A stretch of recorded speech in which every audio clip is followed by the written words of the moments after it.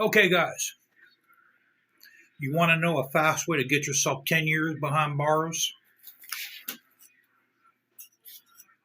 This little hickey right here. In order to have this on here legally, I have to get this vertical grip registered with the ATF. $200 to get this registered. Or if I'm caught with this on here, it's 10 years and a hefty fine. Because see, what you can do is, you know, it is a lot easier to handle this with this vertical grip on here because this is considered a pistol. So I just wanted to show you guys what these look like with the vertical grip on here. This is a Magpul M-Lock vertical grip. So we're going to take this off. We're going to put this on the folding carbine.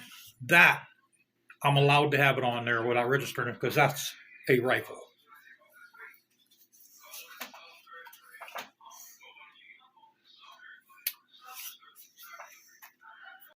Okay, guys, now this is legal. Okay. Because this is a rifle.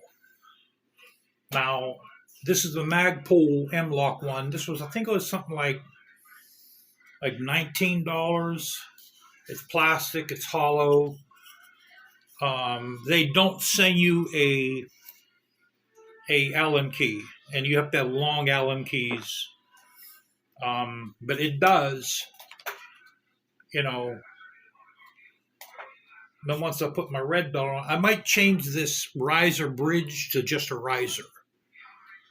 I might do that. I might get maybe a 1.5 inch riser. I'm going to put another red dot on this. So, it does.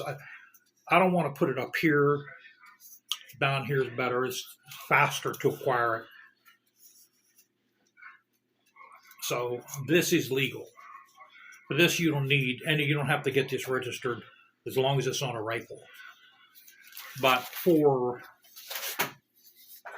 these guys, now this hand stop's legal. I mean, you could actually grab on. I'm surprised they don't allow these to be illegal also. Because you could grab at it. I moved the hand stop as far back as I possibly can. The reason why they don't want a grip on these, a vertical grip, is to put your hand like this. You have to bend your wrist, and it does hurt a little bit to bend your wrist like this.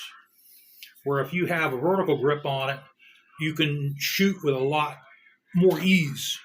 It's a lot more comfortable, and I guess in the eyes of the government, it makes it more dangerous and more lethal. Or you could be more accurate with this.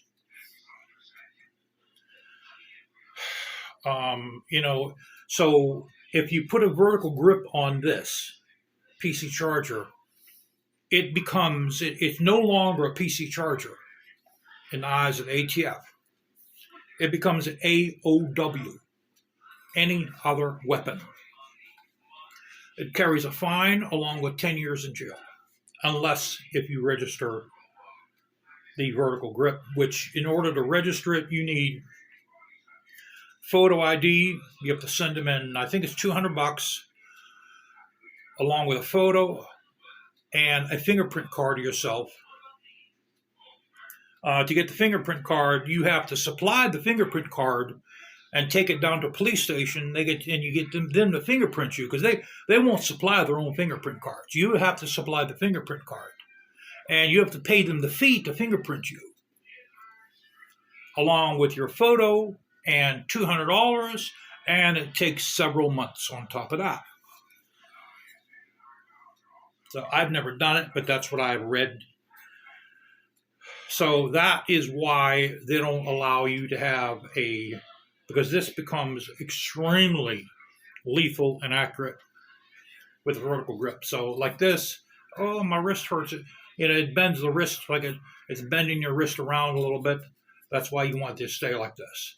But I solved that problem. We're going to get a vertical riser on this for this red dot.